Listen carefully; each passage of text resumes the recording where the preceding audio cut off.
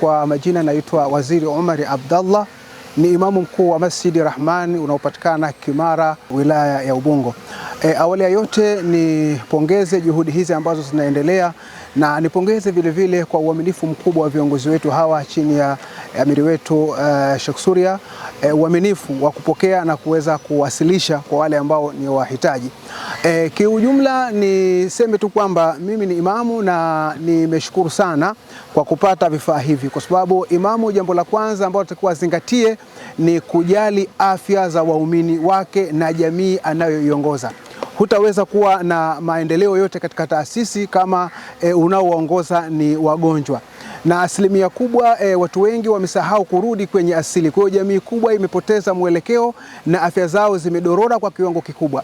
Kwa hiyo kupata bidhaa hizi ambazo kwa mfano ukiangalia haya ni mafuta habatu sauda, maana yake yanakwenda kutibu maradhi mengi, yanaenda kuondosha sumu nyingi katika mili ya waumini lakini na jamii. Kwa hiyo jamii itanufaika kwa kupata afya bora, lakini na mimi kama imamu nitanufaika kupata faida kwa sababu watanunua. Kwa hiyo na mimi pia nitakuwa nimeingiza sehemu ya kipato na nitaendelea kuihudumia familia yangu, na kwa kupata kiasi nitakachokipata, maana yake nitakuwa ni imamu ambaye nasimama vizuri katika majukumu yangu, kwa sababu nitakuwa nakidhi mahitaji yangu ya msingi katika familia. Kwa hiyo niendelee kupongeza kwa juhudi hizi, na Allah tabaraka wa taala awabariki wote ambao wameshiriki katika kuhakikisha kwamba vifaa hivi vinapatikana, na sisi tunaahidi kuendelea kutumikia vyema jamii, lakini pia kuishi katika maadili mema, kwa sababu tayari tushawezeshwa na sisi tunaenda kuwezesha wengine ili waweze kuwa na afya bora.